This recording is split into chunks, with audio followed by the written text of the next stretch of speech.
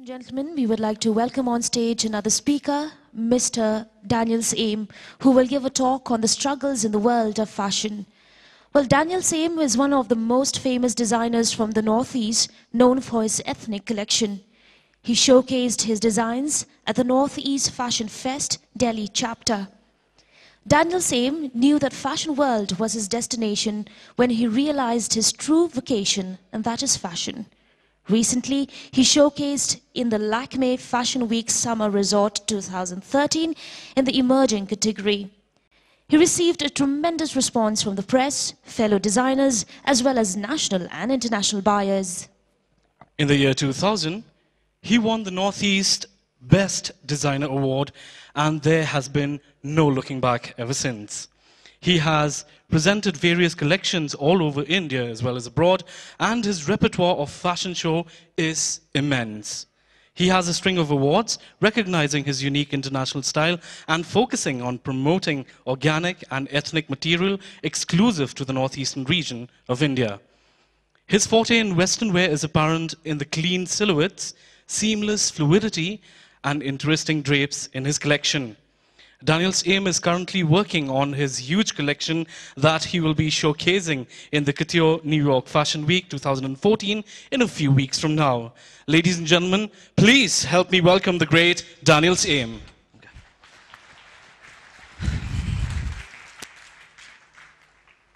A very good afternoon to everyone.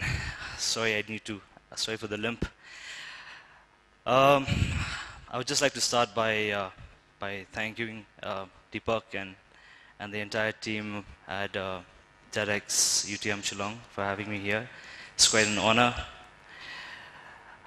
I guess I'm here to talk about certain aspects of my life, about my struggles in my life as a designer, how it all started, you know, that dream slowly turning into a reality. But I must say I'm a man of few words, so I'm not going to say much. I don't like to talk much about my work, so I'm just going to keep it short. I want to start by talking about my background, about my life, and how it all started. I remember going back to my earlier days. I remember being very, very passionate about fashion and clothes and being inspired by them. And you know, I was one of those kids, you know, who would be doing random sketches on the notepads and getting caught by the teacher and getting scolded in the classroom because I'm busy daydreaming and fantasizing about these beautiful designs.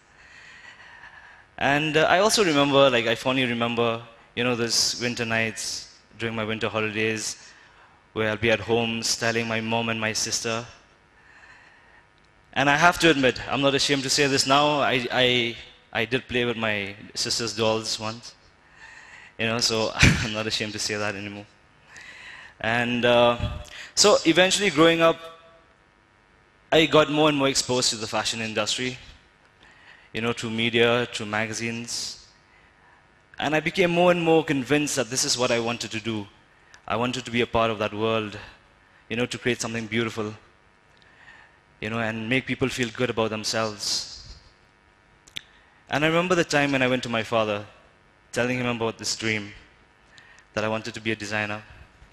Now keep in mind that this was a time when Shillong was, you know, when fashion designing in Shillong was never taken as a serious profession. People would just take it up as a hobby. And I was encouraged to do that. You know, I was encouraged to join a college and take a normal degree.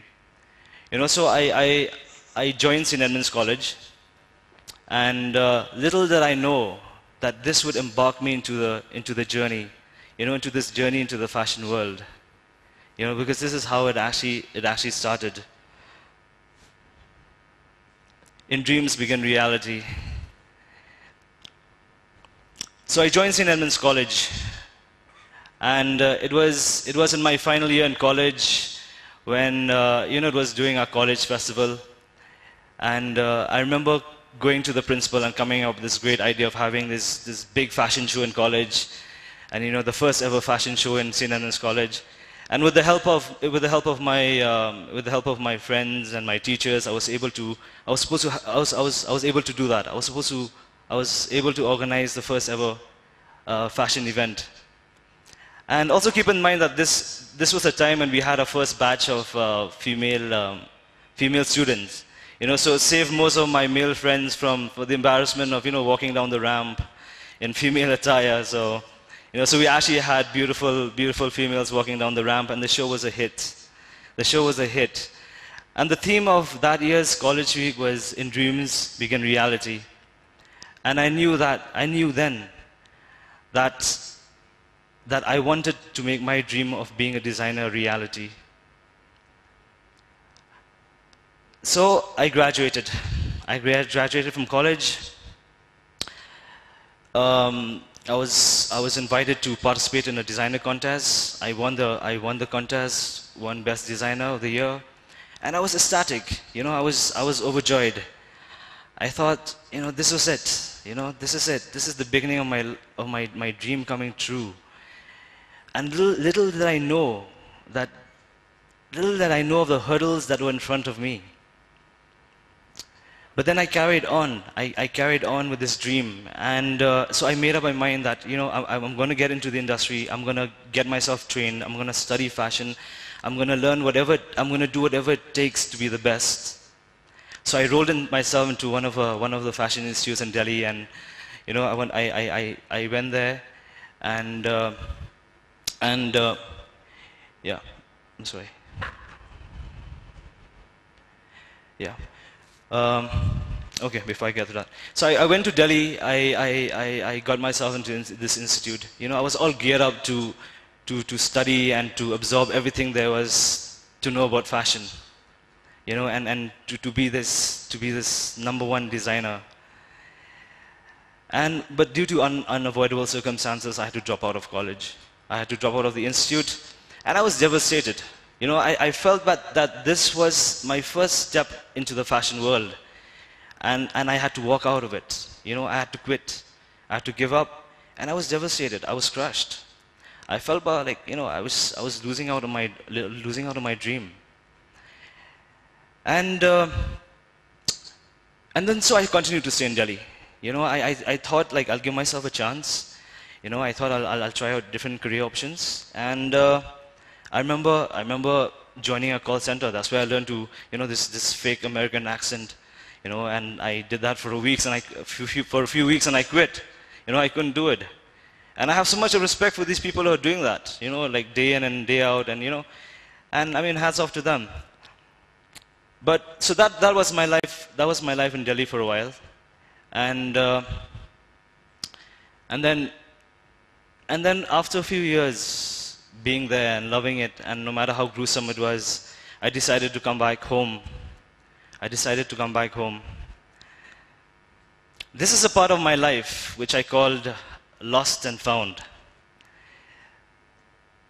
I remember coming home being very disappointed with myself, being devastated.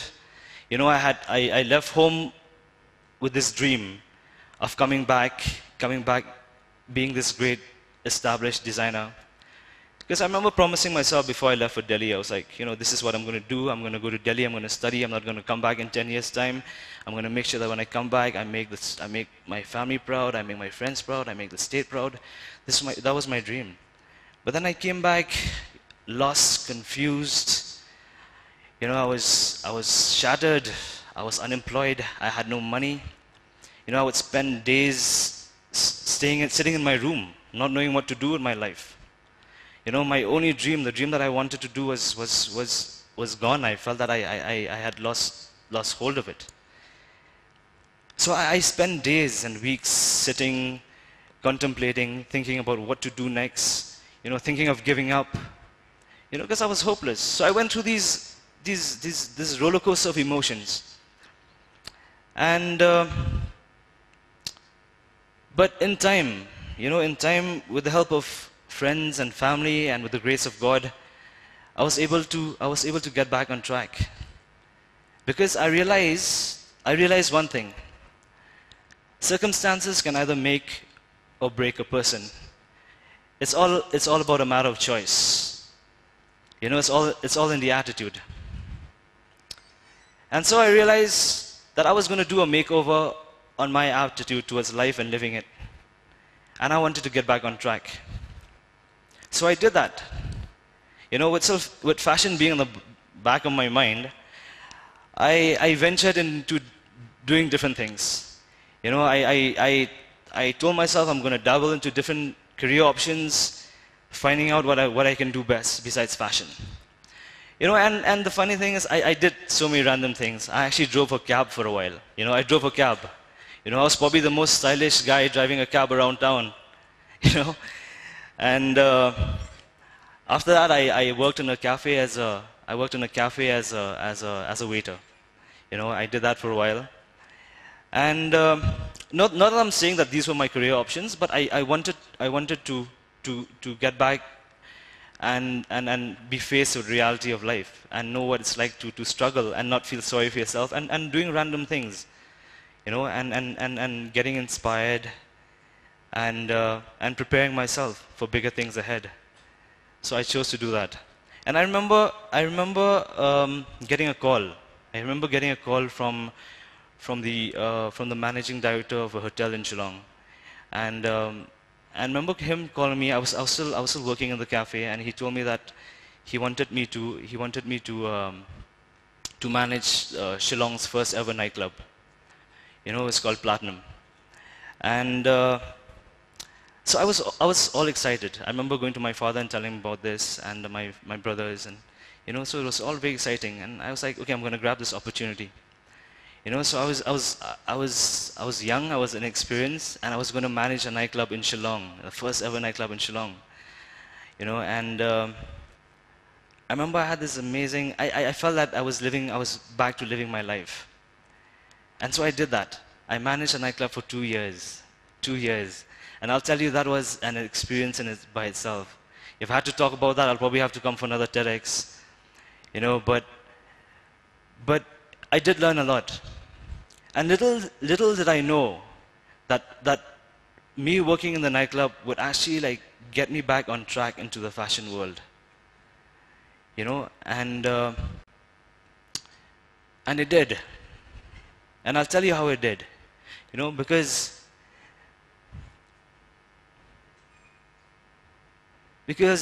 dreams do find a way. Dreams do find a way if you believe in them. I believe in angels. You know, I believe in angels. And I believe angels come into your life to create such an impact in your life to help you change your life. That angel could be a family member, a friend, or even a stranger coming along the way. You know, and angels, from my experience, you know, I mean, could be these people who could push you into the road less traveled.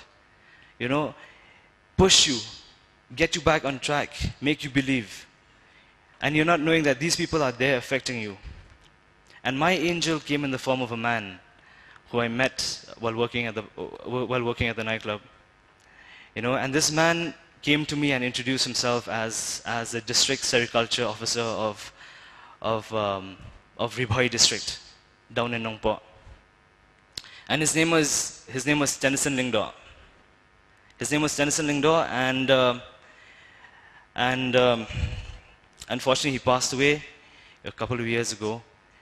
But he was the man who got me back on track. And little did I realize that when he would come up to me now and then, you know, when he comes to the club on a Saturday night, he would come up to me and talk to me about his work, about his project that he was working on. And little did I take him seriously, you know, because I was so occupied doing other things. And I remember Tenny coming up to me, you know, now and then when he comes in the club on a Saturday night, he would come to me and he would be like, he would tell me about this dream project, you know, this dream project, and also about how he was working with these weavers in the state, and how he was trying to promote this fabric called the Rindia. And he was very passionate about it. You know, he had this huge dream of taking India to the world and showing it, you know, and displaying it outside, you know, and he would tell me all these things. So I would listen to him, you know, I would listen to him, and quite interested, but also like, you know, fear of getting back into fashion and you know, all these kinds of things were going through my mind. So finally, like, with Tenny's persuasion, I went down to Riboy and I met the weavers, and I got to feel the fabric. And you know what? As cliche as it sounds, that was a life-changing moment for me. When I first went there, that was a life-changing moment for me. You know, and it's one of those things that people talk about. You know, I had this instant connection with the fabric. It's weird to say that, but it felt like that. You know, and I still hold on to that feeling now and then, especially when I'm down and when I'm low, I try to go back and try to remember how inspired I was at that time. So, you know, I got all excited. I got all excited and geared up to get back into fashion, you know, and learn and start all over again. You know, so with Tenny's help, we came up with projects, we did shows, we started working with the Rindia, we started, you know, putting it out there. You know, we started a project called the Rindia Project. Then we came up with a society called Weaves. I think Bernie, somewhere around here, she was also one of the co-founders, Bernie and Bethleen. Yeah. So, yeah, so that's how we started. That's how we started. And I remember telling myself, but this is what I wanted to do. This is what I wanted to do with my life. You know, there was something inside me telling me, and I know that it was always there. It was always there. It was speaking to me that this is what I need to do. I need to work with this fabric. I need to work with these people, get them out there, and promote them. So that became my passion. That became my passion. And then in time, and after a few years of experience, you know, I came across my second angel. You know, her name is Janison Pingrove, a very good friend of mine. I was introduced to her to a friend, and I would talk to her about my dreams of how I want to promote this fabric, how I want to promote our people. And so Janice and me would get together and we would talk, and we had this dream of coming up with this fashion house. The fashion house, the first ever fashion house in Shillong, and in the Northeast for that matter. And so we did that. So Janice and me got together and we formed this fashion house, which is called Daniel Syem's Ethnic Fashion House. And with a dream to actually promote fabrics from the Northeast and to put it out there in the world. You know? So we did that. And the last couple of years, especially the last few years, have been great for us. We've been out there, we've been doing Lakme Fashion Week, we've been doing a lot of shows, a lot of exhibitions. And then one thing comes to my mind when I'm doing all this. You know, I think about success. You know, obviously I want to be successful. We all want to be successful. But the thing is, I come up with a question. How do I define success for myself? And I have one answer, at least for myself. I know that in so many ways I want to make a difference. I want to make a difference. I come from a family where my father and my grandfather are both social activists, and they've done great works to promote our people. And I've always wanted to do that also. I wanted to do that and use fashion as a medium. So that's when I told myself that the day that I can say to myself that I am successful is a day that I know that my work in this field is at least contributing to some kind of a change and making a difference to the people around me. And that is what I wanted to do. So we came up with a slogan for the fashion house. Fashion with a cause. You know? And our cause is to put our fabric, our people out there in the world for people to understand and appreciate what we're all about. Because end of the day, it's also about loving your people and loving your culture and being able to identify with them. So this is what I was trying to do, and this is what our dream is. And this is what we're striving to do each and every day. And So that's how it started. You know, that's how it started with the fashion house, that we wanted to do fashion, but fashion with a cause. But then I want to ask you one thing: how do you find a cause for yourself? You know, how do you find a cause for yourself? I think you can do that by finding something that, by building on something that you're really passionate about. You know, and for me, my passion is in my culture, it's in my people. I've come up with beautiful collections, you know, and beautiful designs, you know, where I've used culture as an inspiration. And so my dream is to do that, to take my people with me whenever I go, you know, to take my culture with me, and make people understand and accept and appreciate who we are. You know, so that is, I mean, this is it. You know, this is it. The world is my ramp now. You know, the world is my ramp. But how do I stay on that ramp? There are few things that I want to share with you, things that I hold on to on a daily basis, things that I always keep in mind for myself, because I think these are the things that are important, so that they keep us grounded and help us work towards achieving our goals. So I would like to start with the second point, which is self-discipline. You know, when you look at all the greats, when you look at all the great men in this world, when you look at all their achievements, you'll know one thing for sure about them, is that they have some kind of self-control. Self-discipline is something which they make sure that they have. You know, the Greek word for self-control is a root word which means to hold. To hold. It also describes this of people who are certain and who have control over something that will help them achieve and not fail in life. I've always kept that in mind, because I know self-discipline is difficult. You know, it's a difficult task, and you have to keep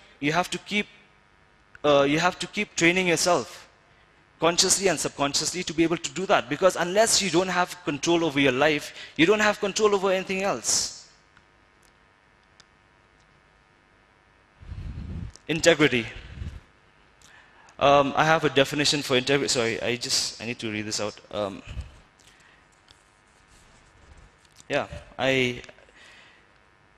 The dictionary defines integrity as a state of being complete, unified. When you have integrity, your words and your deeds match up. You are who you are, no matter where you are or who you are with. That is integrity. Sadly, in today's world, people compromise a lot of people compromise on it, you know, to take shortcuts, to make, so that they'll get successful faster, make more money, you know.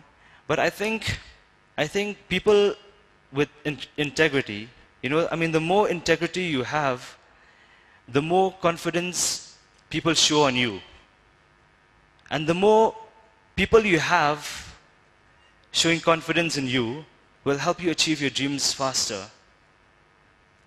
And one thing you should also keep in mind, it's not about achieving your dreams, but it's also how you achieve your dreams. Attitude. I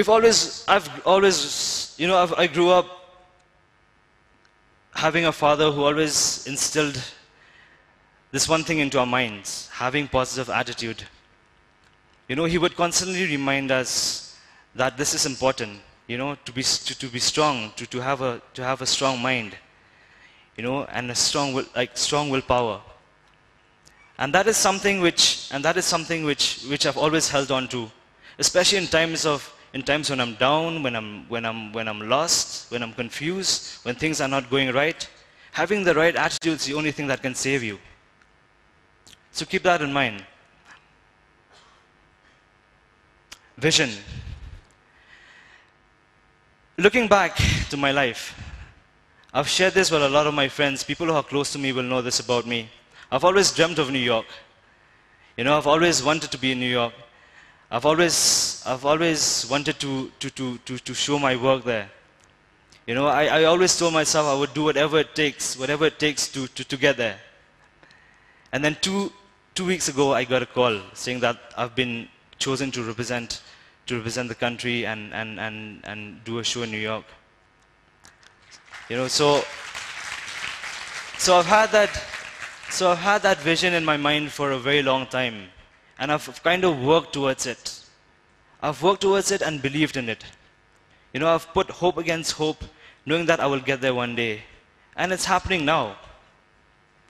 I've had to battle, like personal and spiritual, you know, like relationships. You know, I've had to struggle. I've had to battle with relationships with my friends, with my family, my lovers, and even with God. You know, I've had moments where I've doubted myself. I've had moments where I've lived in fear, where I've just wanted to give up on everything else.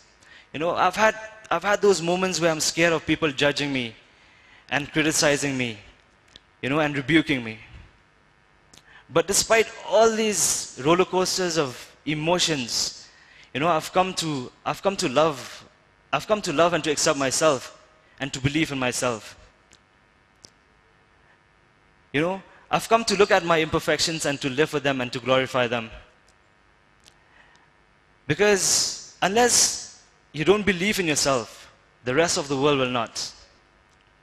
So my only message to you is, go out there and live your life. Don't be afraid. Don't be afraid to love. Don't be afraid to show love. Be passionate. Be passionate about the little things in life. Live your life like, you know, live your life like today is your last.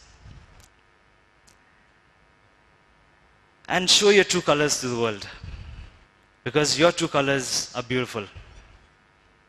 That's all I have to say. Yeah. Yes. Thank you so much. Daniel Syiem dared to dream, and his sticking power is the clear repercussion of where he is now. A true inspiration you are. Thank you so much, Daniel Syiem.